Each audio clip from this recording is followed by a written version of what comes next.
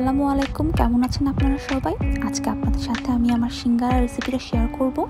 সিঙ্গারা বানানোর জন্য ফার্স্টে আপনার আলুগুলো ধুয়ে ছোট ছোট বক্স টাইপ করে কেটে নিতে হবে। তারপর একটা বাটিতে রেখে দিয়েছি আমি পানি দিয়ে ভিজিয়ে। আমি অন্য জায়গায় পেঁয়াজ কেটে নিয়েছি। এখন চুলা গরম করে তার মধ্যে তেল দিয়ে পাঁচফোড়ন আর পেঁয়াজ দিয়ে ভালো মতো ভেজে নিতে থাকবো। কিন্তু মিন টাইম আমি আমার সিঙ্গারার যে ডোটা বানিয়ে নিব, সেখানে আমি ময়দা, লবণ আর জিরা দিয়ে মিশিয়ে নিয়েছি। তারপর আমি এখানে একটু তেল দিয়ে দিয়েছি, একটু না বেশি তেল দিয়েছি বলা গেলে। আপনারা তেলটা এই পরিমাণ দিবেন যাতে যখন আমরা এটাকে ভালো মতো মাখাবো তখন যাতে একটু গুঁড়ো গুঁড়ো হয়ে যায়। আমি আপনাদের দেখাচ্ছি যেরকম মুট করার পর যেরকম দেখাচ্ছি এরকম হতে হবে তেলের পরিমাণ। ভালো মতো মাখিয়ে আমি এটার মধ্যে অল্প অল্প করে অল্প অল্প করে পানি দিব। পানিটা নর্মাল টেম্পারেচার হতে হবে, বেশি করে পানি একবারে দেওয়া যাবে না, একটু একটু করে পানি দিব, দিয়ে আবার মুথে নিব। আর মাথাটা এমন মসৃণ হতে হবে তা না, একটু যদি আমরা অমসৃণ রাখি তাহলে বেশি ভালো হয় এটা। আর এটা ভালো মতো মথা শেষ হয়ে যাওয়ার পরে এটাকে আপনার ঢাকনা দিয়ে প্রায় আধা ঘন্টার মতো রেখে দিতে হবে। তাহলে এটা যখন বানাবো তখন সুন্দরভাবে এটা ভাজা যাবে। আর আমি এখন আমার ডোরের পুরটা বানিয়ে নিচ্ছি। পেঁয়াজগুলো ভালো মতো ভেজে নিব, খুব ভালো গোল্ডেন কালার হতে হবে। মিডিয়াম ভেজে নিয়ে তার মধ্যে আমার টমেটো, বেশি টমেটো দিব না, অল্প টমেটো দিব, না হলে সেটা টক টক হয়ে যাবে। আমি একটা টমেটো দিয়েছি, অর্ধেক টমেটো দিয়েছি এর মধ্যে। তো এখানে আমি লবণ দিয়ে নিব। তারপর ভালো মতো ভেজে এটার মধ্যে আমি মরিচ গুঁড়ো, হলুদ গুঁড়া আর জিরা গুঁড়া দিয়ে মশলাটা আর আদা রসুন বাটা দিয়ে ভালো মতো মশলাটা কষিয়ে নিব।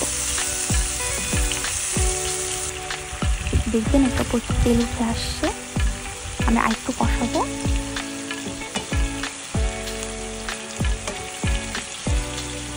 কষানো হয়ে গেলে তার মধ্যে আমি আলুগুলো দিয়ে দিব। আমার টেম্পারেচার কিন্তু অনেক কমানো, মিডিয়াম বা তার থেকে একটু কমিয়ে রাখা। বেশি টেম্পারেচার দিব না, কারণ তাতে এখন পানি দিচ্ছি না, নাহলে এটা লেগে যাবে। অল্প টেম্পারেচারে আমরা একটু ভালো মতো রান্না করে নেব।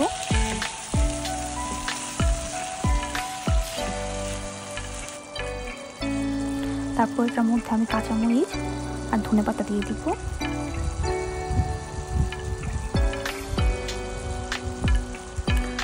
আমি এটার মধ্যে একটু পানিও দিয়েছি, খুবই সামান্য পরিমাণ পানি, একটু যাতে একটু মাখা মাখা হয়, বেশি পানি দেওয়া যাবে না। আর মাঝে মাঝে এটা ভালো মতো নাড়িয়ে নিতে হবে।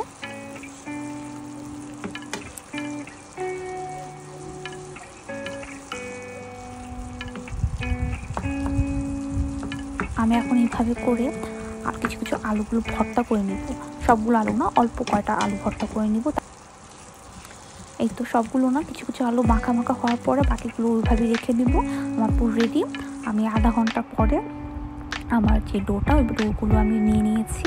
এখন এগুলো আমি বেলবো। তো আমি ছোট ছোট কোয়া বানিয়ে নিয়েছি।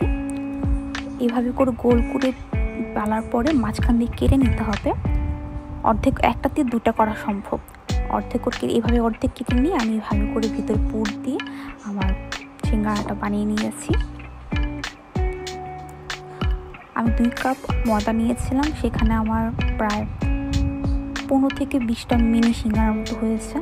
মিনি সিঙ্গারা, দুটো বড় সিঙ্গারাও বানিয়েছিলাম। তো এইগুলো এখন আমি গরম তেলে ভেজে নিব, কিন্তু তেলগুলো বেশি নিতে হবে। আমি অল্প তেল নিয়েছি। আর প্রথমে তেলের টেম্পারেচার আপনার বেশি থাকা যাবে না। এটা সবসময় মৃদু টেম্পারেচার অথবা 115 দিয়ে আপনার ভাজতে হবে, না হলে দেখা যাবে মসৃণ হয়নি সিঙ্গারাগুলো, দেখা যাবে গুড়ি গুড়ি গায়ে লেগে আছে। এটা খুবই মৃদু টেম্পারেচারে অনেকক্ষণ সময় নিয়ে এপাশ করে ভেজে নিতে হবে। আমি টেম্পারেচার একবারও বাড়াই নেই। এই তো আমার সিঙ্গারা রেডি। আপনারা বাকি ট্রাই করে দেখতে পারেন, আমাকে কমেন্টে জানাতে পারেন যে কেমন হয়েছিল আপনাদের সিঙ্গারাটা। আমি সঙ্গে সঙ্গে দুটো সিঙ্গারা নিয়ে নিচ্ছি, নিয়ে ভেঙে দেখছি কেমন হয়েছে খাইতে, লবণ টবণ ঠিক ছিল নাকি। আল্লাহর রহমতে সব কিছু পারফেক্ট ছিল একদম। আজকে ব্লগ এখানে শেষ, বাই বাই।